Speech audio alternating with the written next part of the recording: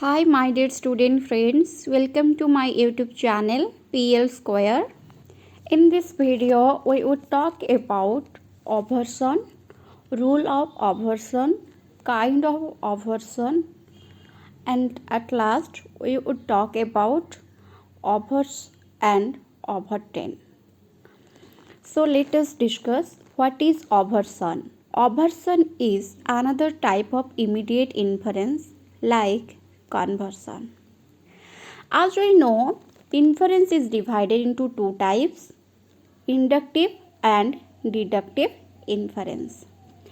Again, deductive inference is divided into two types, immediate and mediate inference. Immediate inference again divided into three types, conversion, aversion and contraposition.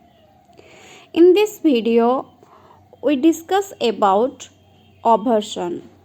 If you want to know about conversion, then please check the link in the description. So first of all, what is aversion? Aversion is another type of immediate inference. Here the premise and the conclusion of aversion are known as avertent and averse. The premise of aversion is known as avertent and the conclusion of aversion is known as averse. The next point is the rule of aversion. There are 5 rules of aversion. The first one is the subject of the averse is same as that of the subject of the avertent.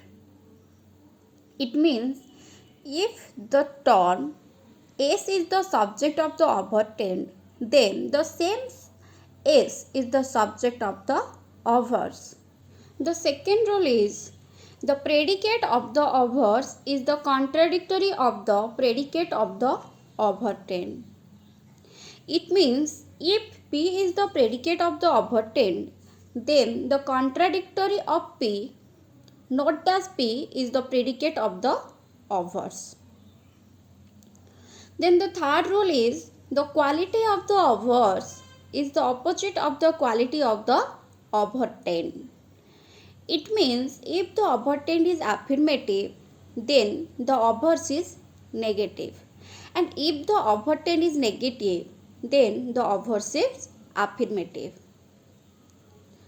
Then the fourth rule is the quantity of the averse is same as that of the quantity of the avertent. In other words, we may say that if the avertent is universal, then averse is universal, and similarly if the avertent is particular, then the averse is particular.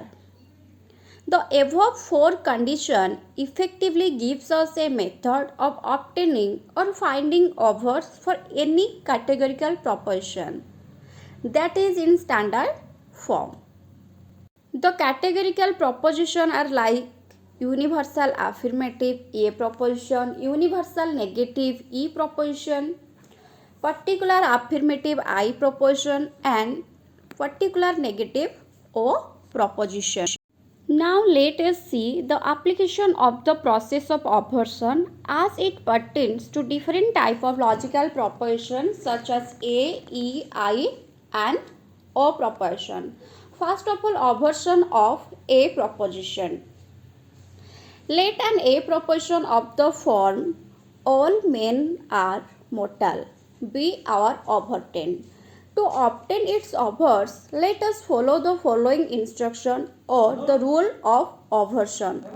The subject of the averse would be men according to condition 1 or rule 1, then non-mortal being the contradictory of the predicate of the avertent would be the predicate of the averse by the rule or condition of rule 2 of the definition of aversion. According to the third rule, the quality of the averse is negative as the avertent is affirmative. Further, according to the rule 4, the quantity of the overs would be same as that of the quantity of the overten. Thus, taking this condition into consideration, the overs of an A proposition of the form all men are mortal is an E proposition. No man is non-mortal. Therefore, overson of A proposition is E proposition. Now the second categorical proposition is A E proposition. Overson of E proposition.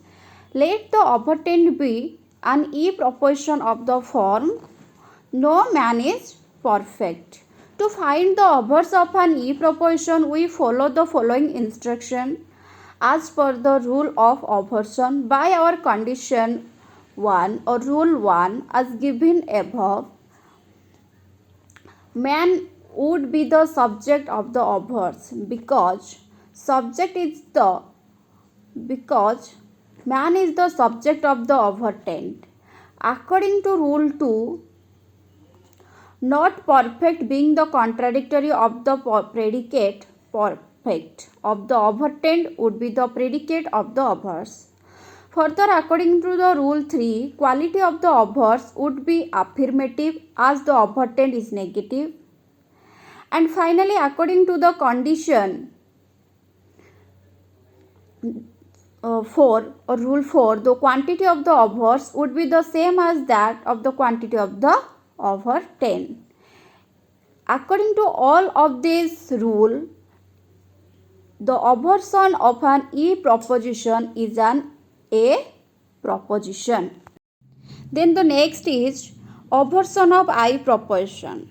Let the overtend be an I proposition of the form some men are poor.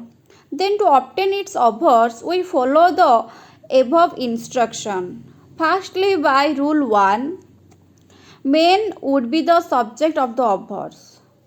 Then,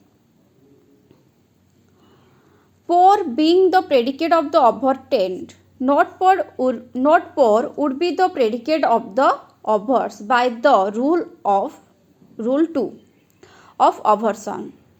Further, by rule 3, the overs would be a negative proposition as the overtend is an affirmative proposition. Finally, according to the rule 4, the overs would be particular as the overtend is particular. Therefore, taking all this into account, we conclude that the overs of an I proposition some men are poor would be an O proposition of the form some men are not non-poor.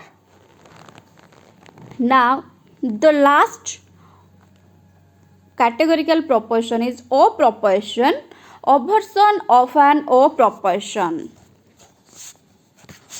Some men are not wise is an O proposition, for which we now try to obtain its overs. As explained earlier, according to the rule 1 and 2 of the definition of overson, the subject and the predicate of the overs would be men and not wise, respectively. By the rule 3, the overs would be affirmative as the overtend is negative. And finally, according to the rule 4, the overs would be particular as the overtend is particular. From all these considerations, we conclude that the overs of an O proposition is an I proposition. For example, some men are not wise and the overs is some men are not wise.